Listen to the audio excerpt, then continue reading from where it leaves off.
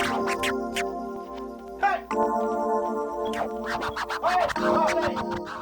everyone, this is Edwin Olvera from Edwin Olvera Dance and Creative Services, aka the Successful Freelance Dancer. I'm interviewing today Cyndi Marziani from California, and what's so great about this interview is that Cyndi has interviewed one of my friends in the past, which is Becca Sigmund from Kinetics Dance Theater.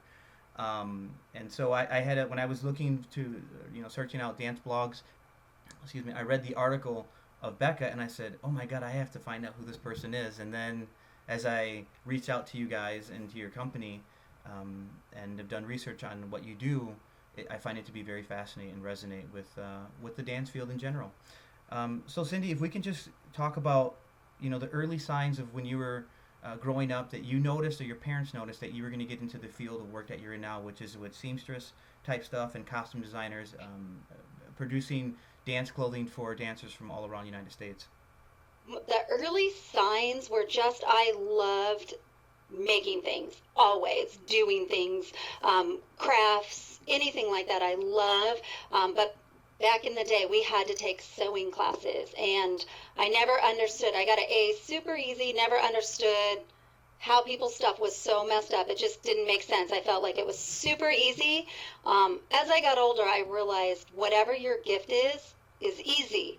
And you think it's easy for everyone, and then you find out later on it's just not. It's your gift, and that's what I enjoy doing. And so if you can make what you enjoy doing something you can make money at, then it's not really a job. So it's fun. Oh wow, awesome! And what grade were you taking those classes in sewing? Back in the day, in seventh grade, you had to take those classes. Oh, got it. The funny thing is, when I was growing up in Green Bay, Wisconsin, in my middle school classes, we had to take sewing, and then later on in life, like around my 20s, when I was in the Army, I had to be able to sew all my patches on and make adjustments, and Yeah. and it's important. It's important now, also for myself as a gentleman who does my own small business, is that when I have to make my own costumes for special event projects, like the ability to use a sewing machine and understand how to use patterns and how to use a sewing machine that you don't damage your fabric or your costume. It's like Right, super right. important. It's really important, and it's such an easy skill. But somebody just needs to show people how to do it. Sewing on appliques, patches. That's why we have the YouTube video. Is I try to show people you can create that really expensive outfit yourself. You just need the basic pieces, and it's super easy. You just need someone saying, just go for it. This is how you do it. Yeah, I love that the do-it-yourself approach, and I've had a chance to look at some of your videos, and the one that really caught my attention is I think it's called like the convertible bra top, and you had Oh, and you were showing like this is how many options you could wrap this around your body, and beforehand when you just featured, I think it was like two or three different models, showing all the different ways this sports bra can be utilized as a costume, and that's empowering because one thing, just kind of going a little background information of a company I used to work for. It was a competitive studio, and I noticed that a lot of the students were just buying clothing, tons of clothing. They would use it once and they would throw it away, and I kept thinking, God, this is so wasteful. Like, what? How do you yeah. upcycle that costume? What else can be used within that material for another project, or and to hear and to read your story and how you're like you started seeing this, you started noticing that, hey, people want to get costumes, they want to have a great costume for a reasonable price, other than just black and nude colors, right? Right, yeah. I had a lot of people coming to me and just wanting a pair of shorts in light brown, and started realizing that nobody's making them anymore because they're making in quantity. Yeah, so they're So if you bulky. have to bring over from China 1,000 of something in per size, per color, you're going to narrow that down to what you're going to sell out of. And so we realized that if we carry stock of the fabric, and when the order comes in, we start the manufacturing process, then we can offer tons of colors, and we're not holding on to a neon orange extra large booty short that we're never going to sell, which, believe it or not, we sell a lot of. And so it's just trying to figure out, that's where a lot of companies go under, is they're getting stock of stuff that they're never going to sell. So it's wasted money. And it's sitting on the And not, shelf, and then it's not out into the hands of the dancers that they need to be, using, and when it comes time to their, either whether it's a rehearsal or just wear at home or even just being on stage with it. So, yeah, exactly, exactly. who was like a maybe like a designer that really influenced you, that when you were doing research on learning more about this craft of like creating, dance apparel and stuff. Um, what are like maybe one or two names that you could think of that come off the top of your head that You influenced you? know, I read that question, and to tell you the truth, I would say everything around me, everyone around me, everywhere I go, I see inspiration in clothing, fabric. So I'm just really open to what everybody else is doing, and I love seeing the beautiful things that other designers make, or even people from home. So I can't really specifically say there's one person. It's just kind of everything out there. I love the design of fabric, furniture. All of it inspires me. And the convertible bra, I was traveling in, I think we were in Panama, and I saw a top, and it said, "Oh, here's a top you can do 2 ways." And I went, "What?" I'm like, I could do that about 20 ways. And so we tweaked it a little, changed it up for dance, and then I could have done 20 more things with that. When I did the video, I could have just kept going with things with just little pinches or tweaks in it.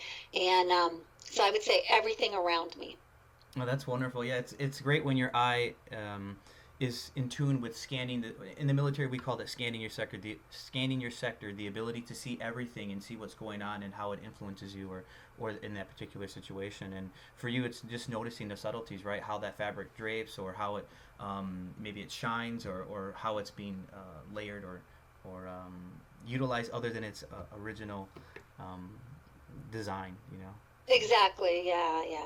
And when you got into this field, what were like some obstacles that you noticed? Whether it was just yourself, like learning a technique in being a designer, or um, like an obstacle, say even within your own business of putting it together. There's a lot of obstacles. Um, One of them was before I decided I want to do seamstress work and things like that. I actually was an insurance agent, but having my kids inspired me to do something so I could be at home with them. So I worked out of the house once I switched over because I was missing time with them. And as a parent, you don't want to miss that. You don't want to miss one moment. So I would take care of them during the day, stay up late at night and during their naps, and my husband really supported me, which makes a big difference too. But it just, I feel like there's always constantly obstacles. I told a friend, I feel like I've got all these balls that I'm juggling in the air, and people just every once in a while chuck a ball at me, like to get me to throw me off balance. But it's just perseverance, and I think that's how you improve, how you get better. It's not everything always going perfect. It's figuring out, even with costumes, like sometimes you do a set of them and you get there. And I had one time someone who I adore and love, I give them a sample of the costume, they say yes. We did 25, busiest time of the season, and she looked at all 25 of them and decided she picked the wrong color underneath. And Oh she was man. right. She was right. It was the wrong color, because the way they did the skirt, it just looked like two separate pieces. Mm. But I felt like somebody was chucking a ball at me because they had competition in 3 days and we needed 25 new tops. So the look on your face, I know you've seen that before. And um, it just, and there's people out there, I mean, I'm kind of old to be using this word, but I want to say haters, people that they've got something to say about everything that you do and how they could do it better. And constantly hearing that chatter, you just have to, so if they think they can do better, go do it. Go do Um, it and present it. yeah, yeah. I think after listening to a TED Talk with Brene Brown, I don't know if you're familiar with her. No, I'm not. You'll have to look up the TED Talk with Brene Brown, and she did this big TED Talk on vulnerability and putting yourself out there. And the next day, her family, and I could be getting this a little off, but it's the basics of it, said, don't read the reviews of that. And she's a beautiful woman. She's a professor. And people made comments like, oh, she should know something about vulnerability. Just look at her, and started commenting on her looks, how she spoke, everything. And she said that she was really depressed for a while, and then she realized these people don't matter. So if it's not somebody that you care about, what they have to say doesn't matter. And so I try to remember that sometimes when somebody writes us something really nasty or mean. We do our best to do a good job. We get better customer service than most companies where we can. You know, sometimes we have to draw the line and say we can't do that, or whatever. It doesn't work for us. But there's always going to be somebody out there that has something bad to say, tries to put you down. Yet they're just sitting on their couch doing nothing with their life. So I say you go for your dreams and ignore those people.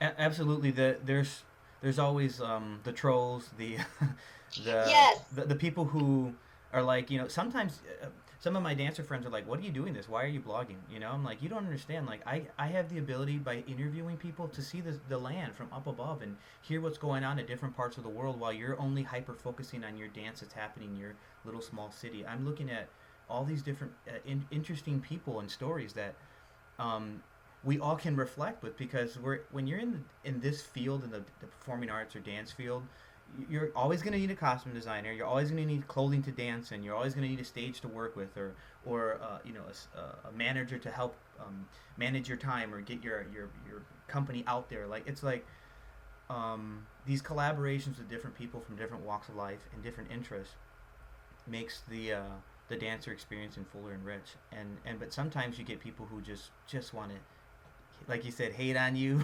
Yeah. And or like, question you, like, on online on social media, like, why do you, like, I don't agree with those words. Oh, you don't have to. I'm not asking you to. I'm just, this is my opinion. I have the freedom to express myself. Right, right. I remember one of my friends that, well, she's a friend now, but the first time I met her, so with my kids growing up, a lot of people would say, you do what? You sew for a living? And somebody who ended up being a really good friend of mine, first time I met her, she was the head buyer for Walmart, all of their clothing and everything. And she's actually a wonderful person. But so she has had this humongous job making tons of money.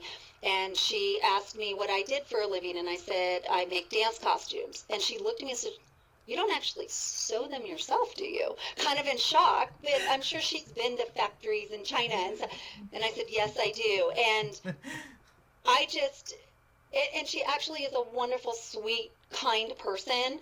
And when I said, you know what you said the first time, she was kind of like, what? I said that? I said, yeah. But I got that a lot from people because they expected a different person than when they saw me, and looked down on it. Mm. But I enjoy it, and my sister-in-law she's one of the head HR people for a really big company, and she has to fire people a lot and deal with all the bad stuff. And she told me that Yeah. she Stress. hates her job. She can't stand it, and it's just such a tough job. And I looked at her, I'm like, I don't understand. Why do you hate your job? The next morning, I brought like 25 costumes into a group of girls, and they all started jumping up and down, clapping. I'm like, oh, she's not getting this. And so I just always remember that now, that if you're doing what you love and you're doing your best you can at it, people will appreciate it. She unfortunately is in a job where nobody's going to appreciate getting fired. So, No, but I love, I love that. I love working with the people, and most 99% of the people are wonderful to be around. You always get those few that aren't, but I remember, if they're like this to me, how are they in their home with their kids or their family? This is who they are. It's not personal. It's just who they are. So I just ignore those people. got it. And I was just thinking, how you had mentioned when you brought the costume in, the excitement on people's faces, and because dancers know that again, you as a performer, having your dance training technique being top game, it's wonderful. It really captures people's eye. But when you have that fabric on, it makes you become another person, or or enhances your technique or your presentation on stage because of the shimmering of, say, the fabric, or the way that the fabric contours to the body and shows maybe muscles or extension, and he, that excitement of when a dancer puts on their uniform is really, really powerful. And some people don't understand it. But I would say it would be almost equivalent to a person, say a businessman or woman who likes to wear that right, shirt or jacket when they go into the office. That they feel good or confident about themselves. It's the same thing with the dancer when you're have the right fabric on your body and be able to perform. So Definitely. And everybody does costumes differently, but whenever I've done them, I've never tried to make it about what I think the costume should look like. Because there's been some costumes where I just thought, no, I would never choose this at all for that person. But I've always felt it's not about what I want. It's trying to make that costume that person wants so they get their dance piece across. So the flow, the movement, the colors help their dance, just bring it across to people and just make everybody understand what they're trying to bring across to the public and show versus what I think it should be. Because color shows emotion, the flow, all of that changes the feel of a dance, and it should just help the dancers' movements, not overpower them. got it. You mentioned your kids. I know you have a son named Travis and a daughter named Amanda. Uh-huh. Did any of your kids get into dance, or were you the only one who found the interest in the movement field? Not at all. As a matter of fact, my husband is a football coach, so my son always played football. But now my son works out a little differently. He's really into yoga and meditation, and he Mm. still works out with weights. And my daughter played rugby. Rugby? So, Oh my god. yeah, yeah. She loved it though. She tried every single sport. Every year was a new sport, which is tough for a kid to do at 12 to play softball for the first time. Um, because you have those, even though it was non-competitive, sitting in the stands with those parents when you're not keeping score, but they're keeping score. They feel, and they turn to you and say, "Why is your daughter here? She shouldn't be." I'm like, "This is a non-competitive season, back off." But she got to experience everything until she found that sport in high school. She loved rugby and then kept playing it into college. And I have to say, it probably was definitely her sport. She enjoyed it more than anything else. Everything else, a few weeks into it, she's like, "I want to quit." But my rule was, you finish out the season, you made a commitment, you got to go. Once this season's up, you never have to do it again. And so she tried dance twice, but Yeah. it just wasn't her thing. And for yourself, did you ever try doing dance at all? In high school, I did cheer, Yeah. and of course, I think I'm a phenomenal dancer when no one's looking. But the truth is, when I see real dancers, you go to the Yeah. show and I see the girls dance, and it just looks so easy, and they do their turns, and it's just gorgeous. The next day I go home and I'm like, I could do that. No, I can't. No, um, no, no, I can't. But I can do their costumes. Easy. I know, I can do yeah, the but measurements. I can turn on the music at home when no one is there and dance away and just love it. But it's just so beautiful and emotional when I see lyrical's my favorite by Mm. far. I just the flow of it, all of that, the way the costumes move, definitely my favorite. But yeah, the girls I see definitely have way more talent than I would ever have. So Well, I'll stick to sewing. yeah, you also live in the great state of California, where a lot of the dancers, I mean, they're moving really well at a very early age. Yeah, because yeah. There's because a huge difference it's a in huge, the studios. absolutely. Continuing on, what is inspiring you now at this stage in your life and with work, whether it's a good book, or maybe there's a movement that's happening in your field, or even just around the world. We're also in a time right now politically with all this craziness. So what is Oh, inspiring you amongst all this chaos that might be happening um, around? Well, I would say one of my favorite things are watching TED Talks. Oh, got it. Me Do you too. know what they are? I do. I watched a lot of them. I watched a lot. I I love them. And, when the kids were younger, I really just was worrying about what was going on with them. And now that they're older, and my daughter's married, living in Texas, she just got married in June. And my son, for the first time since graduating college, um, will be close to me for a year for sure.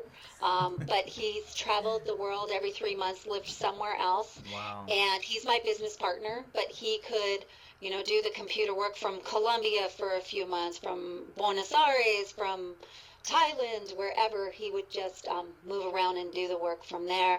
So now that they've got their lives doing their own thing, I'm enjoying traveling. Um, and starting to think about the future a little, my future, what I want to do when I do retire. And I would definitely say give back.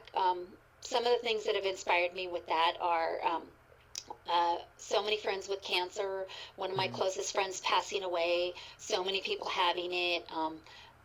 Some close friends have survived several cancers.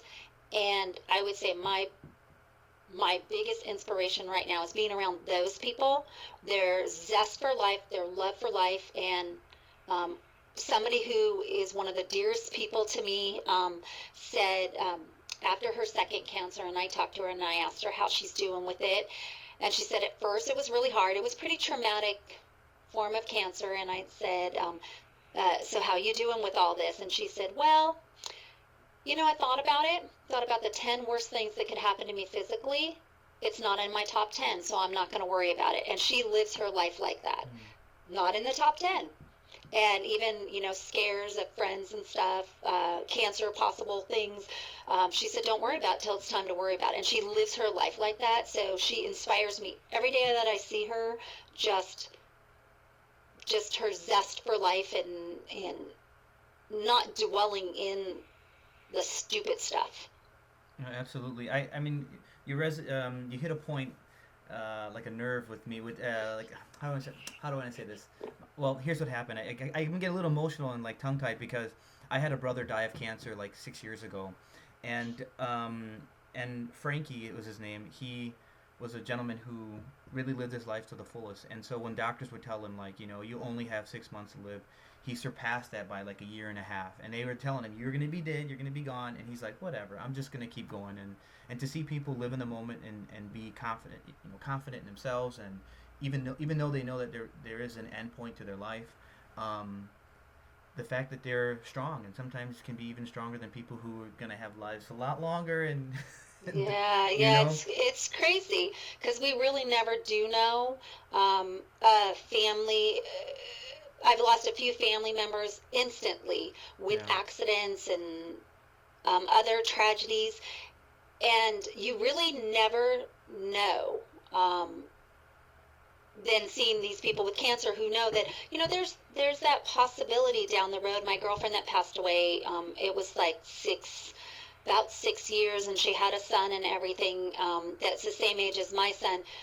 It was hard watching her go through it, but she was a trooper. Yet I have other friends, or meet other people where the littlest thing goes wrong in their life and they can't get over 20 years ago that somebody said something about them. Or, you know what, who cares? It doesn't matter. We have the choice to either have a good life today, and we all get caught up in our heads, but I try and stop myself and just say, who cares?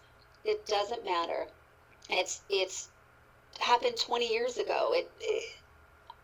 It's hard being around those people when you're around the other people that have had such tragedies. And I have a few friends who have been told they had 6 months to live, and one of them, what she did with that time was she decided to start a charity, helping people pay their insurance so that they kept their health insurance when they couldn't work anymore.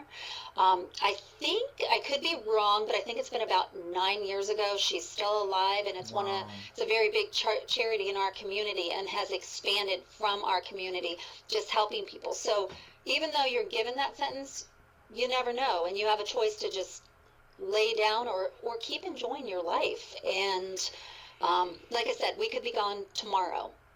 You never know, so no point in dwelling in the past. Absolutely.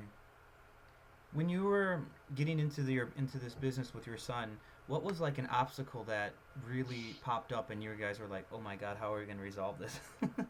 Um, Besides, every time I turn around, getting a huge bill from the state or the financial end of it is really hard. Yeah. Luckily, my son and I both kind of have the same theories on employees and stuff, that we don't need to be millionaires. Yeah. We need to have enough money to live, and we want our employees happy. We want people working here. We don't want to run a typical sweatshop. We want it's It's and true, being you in know. LA, there's tons of sweatshops, and so when people come here, I want them to know their job is secure. Um, yeah, we all mess up. It's okay. We're going to move past that. We're a lot of the factories. If you mess up, clock out, fix it, and then go home for the day. It's human nature. We're all going to make a mistake. As long as everybody works as hard as they can and does the best that they can, it's okay. Um, we'll just move on. Like, something gets messed up, we'll cut a new one. It's okay. And that's been kind of hard, getting people used to saying, hey, this got messed up. It was an accident. And when I go, okay, yeah, let's just cut another one. And at first they kind of looked at me like, wait, what? I'm not in trouble? Like, no, it's going Well, to happen. yeah, It's going to happen.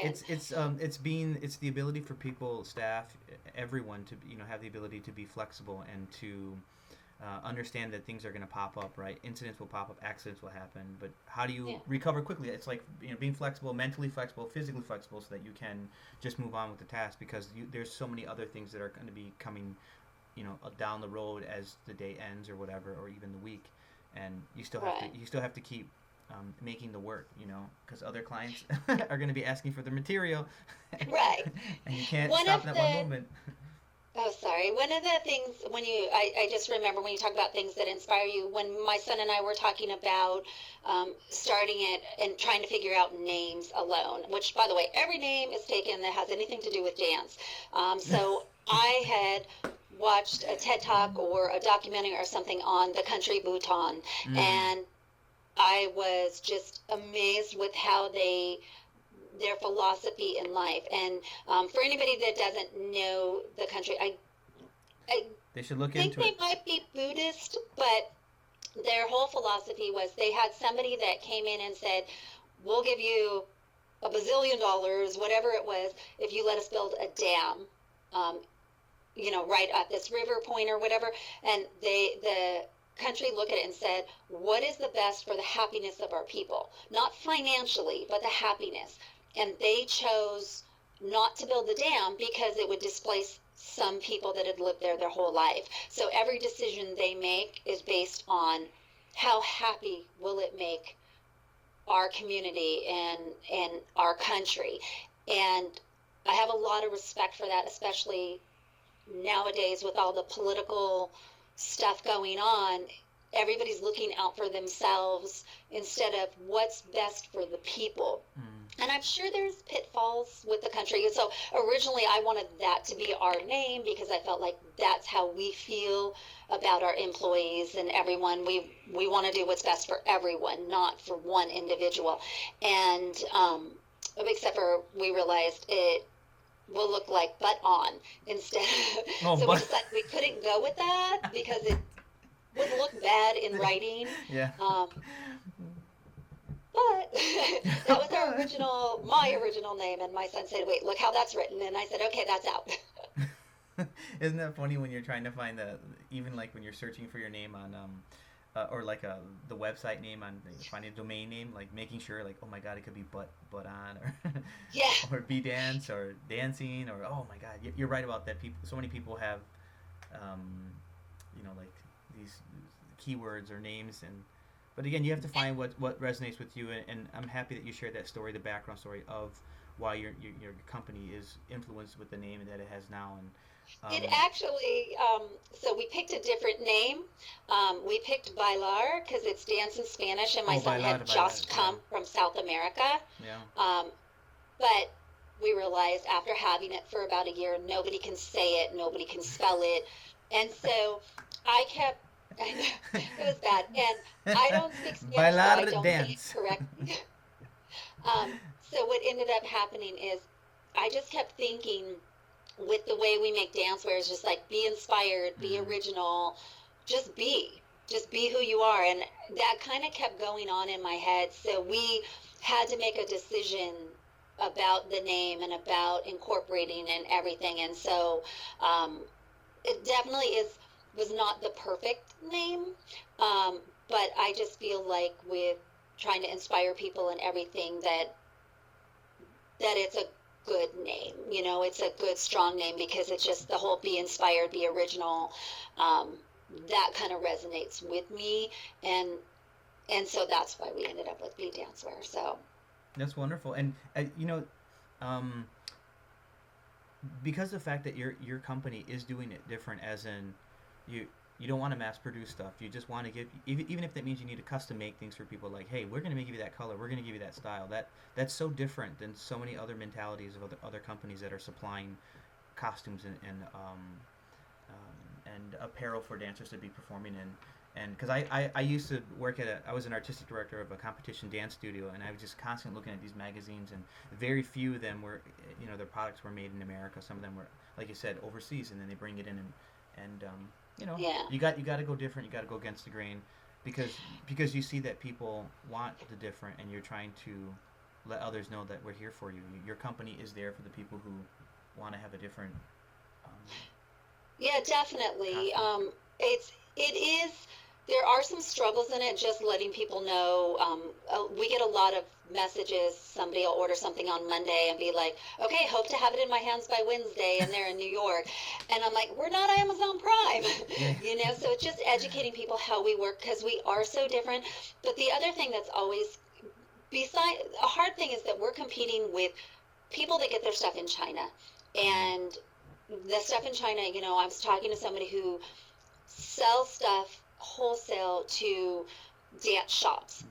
mm, They sell a booty short for $4, and that's less than we pay for the fabric, and then they're making a profit on that. So it's crazy trying to compete with that, and the fees and the rules in California more than any other state are really tough to mm. have a business like this. Um, all the workman's comp, everything you have to pay to make sure your employees feel comfortable at work and do everything legit is kind of crazy. So trying to explain to people, I've had a few people yell at me, they want them for $4. We can't do that. You can't have it made in America and do that. But when I see the leftovers sitting on shelves because they've made so many things in bulk that never sell. When I go downtown and see the piles of Hmm. almost trash, it's that's the thing that's hard on me is just seeing the waste. And when you go to other countries and see how little they live with, to see the waste, and then some of the documentaries I've been seeing recently on the factories in China, Hmm. um, I feel like I'm doing a little part to kind of stop that bulk, that waste, all of all of that. Granted, I'm not perfect. We still are making something that, it's not food, it's not a necessity in life, but we want to do our little part and make a little bit of a difference. Um, it That's the part I struggle with. Less waste for me is better. Um, but I think if we all do a little bit, it makes a big difference. That's true. And the thing is, the your philosophy, your belief will then also resonate down to the students or the people or the the the clients who are buying from you. They in some way, shape, or form, they also will resonate with what you're presenting and putting out there. And then hopefully it's like you're planting little seeds. Like, hey, I'm being conscious of how I make this fabric. You should also be conscious in how you buy your items from others as well. Yeah, it's a little bit of a difference everywhere. And don't get me wrong, I go to the mall and buy stuff, but I just, yeah. just every little bit difference we can make. We there's an orphanage that my aunt and uncle run, Mm-hmm. and or help to run in Mexico. So when we have flawed pieces, instead of throwing them away, there's a little dot on the fabric. We send it to them so that these kids can use it. They wear great as little panties under a dress or shorts, things like that. And so we send them down there, and anybody in the community, I tell my aunt and uncle, anybody who wants it, it's fine. I just don't want to throw it in the trash. Yeah. I want somebody to have it, somebody to use it. And or we'll use those pieces for the videos, so that it's not just thrown away. And what got you into the videos? I have a note here. It says, what's something new that you applied into your company, and like, how did the blogging or the YouTube online presence begin for you guys? Absolutely, my son. He said, we got to do this. You got to do it. Thank God We you're got to doing do it, because this. you're showing a lot of options to young dancers and also studio owners. Like, this is what you can be doing with all this fabric. Yeah, it's definitely my son. Not that I don't. I love showing people. Um, it's it's hard when you get a little older, because then I look back on the camera. I'm like, whoa! In my head, I'm 20 years old. That is not going on there. And so I try not to. I try to do it in like one take or so. So sometimes they're messy. Sometimes I mess up in words, but I would rather pass on that information than get crazy about being a perfectionist, Yeah. and just I love showing other people when people are like, well, I wouldn't know how to do that. And I go, look, just cut here, here, here. And they're like, what did you just do? So it's fun seeing the look on people's face when I would bring in a costume that was just a base piece, because I knew they didn't quite know what they want. And they would tell me, and I just take a pair of scissors and start cutting it on them, and they're like, don't do that. What's the worst that could happen? You remake it. So, but this way you get a visual of how it's going to look. And I love giving the information on the videos. The work of producing one video for me is very stressful, because 4 years ago, if you would have told me to send an email to somebody, I would be like, what? And probably the first email I sent like 4 or 5 years ago, or a couple years before we started the business, um, I typed out this email, and I go, this is the email I sent them. And my husband walked over and goes, why are you yelling at them? And I said, what are you talking about? He goes, you did it in all caps. I go, it looks pretty. And he said, that means you're yelling. And I was like, what? So for me, the biggest struggles have been anything to do with the computer, anything to do with technology. But I do it anyway, and sometimes I feel like I'm literally going to have a heart attack learning something new, on the computer and whatever. You give me some wood, you give me some fabric, I can build you anything you want, but you tell me go on the computer and here's a Google Doc, figure out how to use it. I'm like, what? So now my Oh my friends God. are all like, "Oh my gosh, you're amazing on the computer," and I'll tell my son, "They say I'm really good," and he'll just laugh because he's amazing on the computer. He's young, probably about your age, and so for him, it just comes naturally. But for me, it's a struggle. Now, But they say learning a new language helps fight off Alzheimer's, or dementia or something. So it's like learning a new language. So maybe I'll add a learning couple years video, to my yeah, life. learning video editing programs and everything else. Oh, I don't do that. Oh. I don't do that. No, no, I'm But just saying that for myself, I had to learn video editing programs and like oh, learn how to write code. And for me getting into this whole field, like I said, less than a year and a half ago, less than 2 years tops, has been. I keep telling my wife, I said it's like I'm learning. It's like I'm going to college to learn how to do internet marketing and all this other stuff that I never would have thought I'd ever be doing. But when you have a message and you're passionate about what you do whatever you can to help present it and put it out there.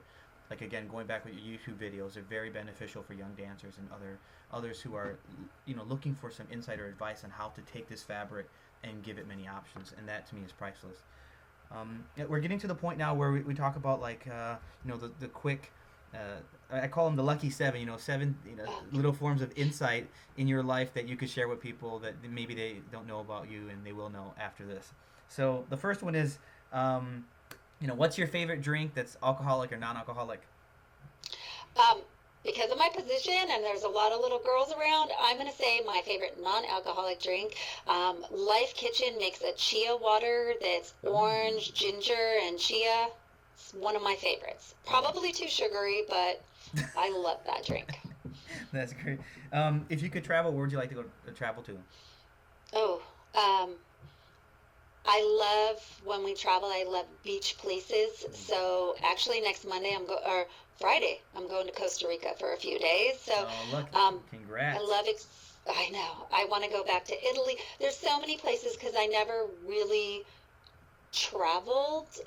We would go Mexico, San Diego, stuff with the kids when they were little, and once I love my children, but best personal vacation I ever had is the first vacation where my kids were grown up, and I went to Cancun, an all inclusive, so I didn't have to worry about anything.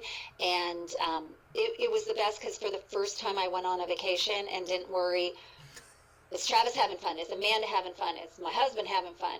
All I cared about that vacation was, am I having fun? And so it was amazing. So since then, I'm like, okay, I like traveling. So I would say, oh, everywhere, Fiji, back to Italy, anywhere I can. Uh, Anywhere that, than where you're living now, traveling. well, California is a beautiful place, Yeah. but I just feel like there's so much of the world I haven't seen and so many cultures that I haven't seen, and it's just so different everywhere you go. We went to Thailand for like 9 days, and it was amazing, and the people were wonderful. Excuse me. Yeah, no worries, no worries. um, okay, so your favorite actor? Oh, definitely Goldie Hawn, Oh, Goldie Hawn. She's good, good. old Ooh. school. Oh yeah. Love her in Overboard. Love her in First Wives Club. I still giggle sometimes when I think about some of her lines. My favorite is when she sold the guy's her ex-husband's car. It was like a Lamborghini. It's something expensive. She goes, I sold it for $1. Here's your share, 50 cents. And then she goes, oh, just take it all. And like she's being so generous. I still think that just her facial expression, everything is just fantastic. Do you like cats or dogs? Both. I love them both. Right now we have a dog, but before our dog, we had two cats. And I just love furry animals. It's a huge responsibility. Definitely different owning a cat versus a dog. uh, on a side note, I was gonna say that my daughter acts like a cat, so we're trying to get her to be a human. So That is fantastic. How old is she? she's 3.5. That is fantastic. I love that. Um, if you could meet somebody tomorrow, who would it be and why? Um, I know this will sound cheesy, but I think probably Oprah. Oh, And I know awesome. some people I know are very against her, but she has talked to everybody amazing. Um, just the interviews she gives, the people she spoke to, the knowledge she has. I would just love to pick her brain because I feel like it'd be talking to 100 amazing people at one time. Yeah, just being in her presence again, looking at all those people that have been around her. My Yeah. brother has done stuff for Oprah twice. Wow. Wow, that's pretty impressive. Yeah, Yeah, I'll she have to just send you the link so you can see the stuff that he did. It was pretty funny.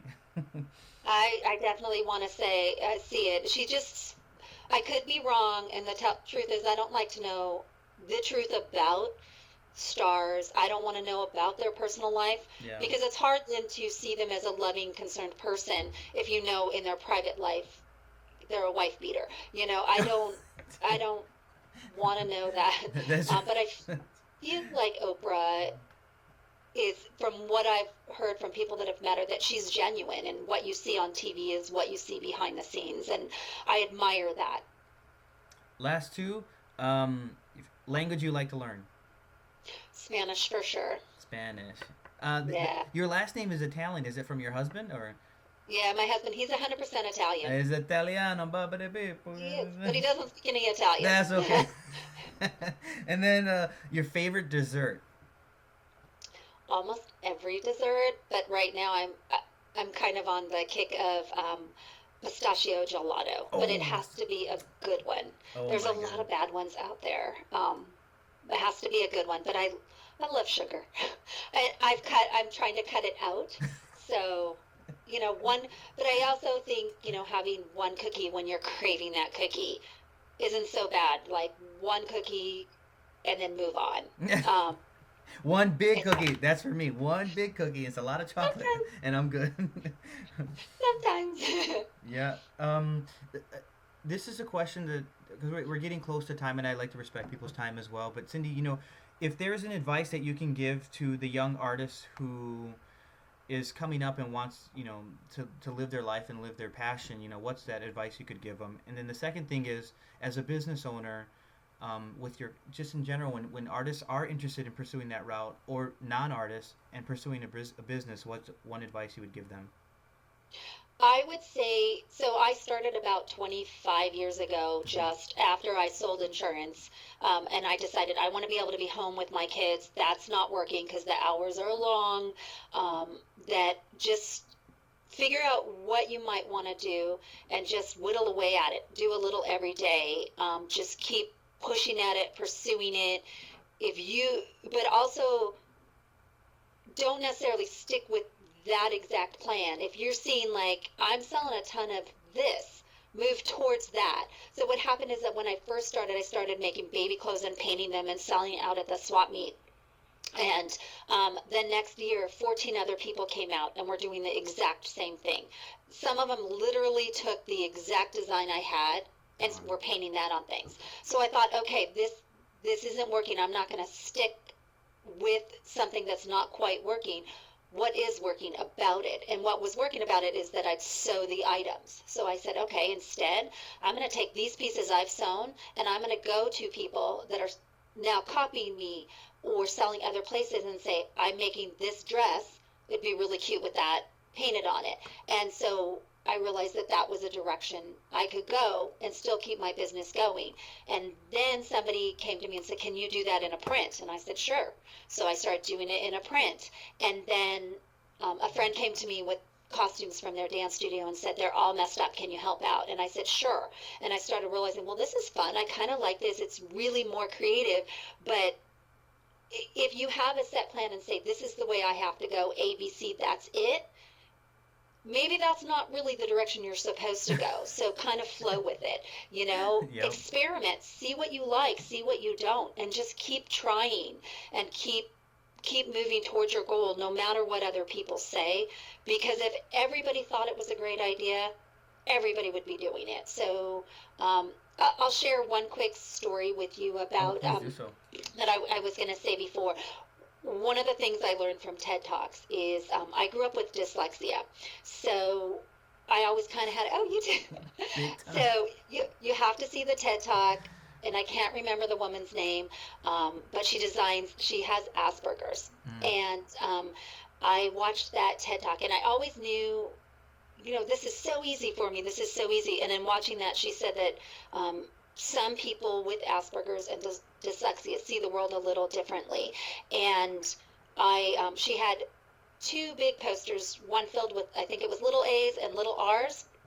And I'm like, what am I supposed to be seeing with all those little A's and little R's? And then she said, most of the world sees the big A and the big R. And then I went, oh, there's it's a little A's made into a big A. And I went, whoa, okay. I definitely was seeing that differently. And she said what it is we can see patterns in things that most of the world won't see. So, Mm. like, I see how things are put together. And I feel like we all have a gift. And if we try and mold ourselves into what somebody else thinks we should be, we'll be missing out on our gift. And if we can follow our gift, which I feel usually is our passion, because that's why it's our passion. You're going to miss out on a lot of life if you try and be someone else. I mean, we only need so many astronauts, so many engineers. If that's not your passion, don't do it. Yeah, you're gonna then the people around you. If for example, if like I have a family and kids, and if I were to go into a different field other than what I'm doing now, I would be miserable. I just know it. I've seen other dancers who have gone that route who want to go into the corporate world and all the other stuff, and then they come home bitter and they're just unhappy and Yeah. They lose their dancing frame, and I'm like, oh my God, then why are you doing that? What you know, because you're trying to Yeah. make a buck. The buck will come if you're passionate about what you do and you care to keep sharing your knowledge. People will listen. You'll find that niche. It's like, why are you doing that? But some people, they just at the end, they just really want to get this status, and then they Yeah, but jeopardize their health, just their like life, their anything. family, everything. You know. Yeah, and I think if you have kids, that time is so precious. And if you can, whatever you can do to be there and see the silly things they do, the goofy things, even those times when you want to strangle them, but then they lay down and take a nap, and you're like, why was I so bad? Because you're supposed to be sleeping. Exactly. It's just like don't give up on those things in life that you love, and um, like I said before, if you enjoy it, it doesn't feel like a job. My son um, graduated USC biomedical engineering, Oh and my he God. went off to a corporate job. Yeah, he's smarty pants. Um, Went off to a corporate job. He realized that biomedical engineering, what he thought he wanted to do, you're really sitting behind a desk all the time and not really learning new stuff. And he loves to learn new stuff. And so he took this corporate job. He They moved him to Chicago. He flew into Detroit, and then from Detroit, um, he would fly back home to Chicago, and he'd go into a job where everybody worked there 20 years, and they're like, I hate this job, I can't stand it. And he was calling me going, I don't understand, why are they still working here? I don't want to be them. And so he started saying, I want to start my own business. And um, we both ended up, like, dancewear's not his dream, but building a business is, because he's a football player. um, and so, but he's very good at his end of the business. And since then, all these people come to him and are, ask him to teach them. And he's actually doing courses on how to start your own online business, giving away for free that information. He also does have clients that come to him and pay him for private things, but his belief is to give away a lot free so that people can get started and learn their own stuff and maybe start their own dream. Absolutely, absolutely. Well, Cyndi, thank you so much. It's been really a pleasure and an honor to just go through this journey with you, the highs and the emotions, and also the reflection of the whole thing about cancer, and also sharing your story and how you got into your field. I really appreciate it. And I just wanted to let you know the last note is I'll make sure to spread all your content on social media, all your links that will be forwarded onto my website, my blog, and keep spreading the word to other young dancers, even my local community in the Milwaukee, Wisconsin area. When people are looking for costumes, I'm like, go to this lady, go to Cyndi. Oh, thanks. Well, because it helps, Thank you. if you're in a position where people listen to what you have to say on in movement and arts or whatever, and people are asking for it, who do I go to? It's as simply as just referring somebody that makes a big difference. And the last thing I'll say is I'm going on vacation to San Francisco tomorrow, so I'll be in your neck of the woods. And then Friday, I'm going to believe you. So we're Friday actually, you're out. it's funny, when I traveled to New York, somebody said, where are you from? And I said, California. And they said, that's the whole West Coast. And I'm like, oh, yeah, because on the East Coast, it's all tiny things. So that's Yep. about 5 hours from here, but it should be pretty nice. Definitely cooler than here, but you'll enjoy California for sure. I really appreciate talking to you. I was a little nervous. This is my first, and I'm kind of glad I don't have the camera on because I felt like I needed to be in the. Do you know the Jetsons? I Like do I know the needed one of Jets. those masks because I throw my hair up crazy while I'm at work, and so I'm like, okay, I don't have to worry about that. Pressure's off. Yeah, absolutely. And people are going to enjoy this. Well, they're after watching all this to this point, they'll enjoy this the presentation of having your images and hearing your voice going through this beautiful journey. So, thank you, Cyndi. Have a wonderful vacation, and we'll touch base soon. Thanks, you too, and thank you for allowing me to be a part of your what you're doing. And now I'm going to be following you, watching you, so I can't wait to see what you do next. And I'll look at your costumes. Okay, You're, thanks. be well, Cyndi. Have a good one. You too. Bye bye. Bye.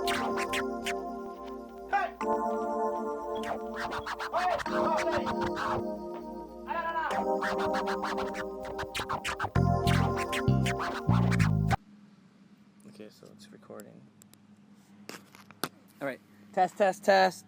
My name is Edwin. I've been in Pilobolus for 500 years. I eat liquid crickets for breakfast. Keeps me young, and fresh. fresh. Hey Except for everyone. my Oh, ass. here we go. Ready? Hey everyone, this is Edwin Olvera from Edwin Olvera Dance and Creative Services, and I'm here right now in beautiful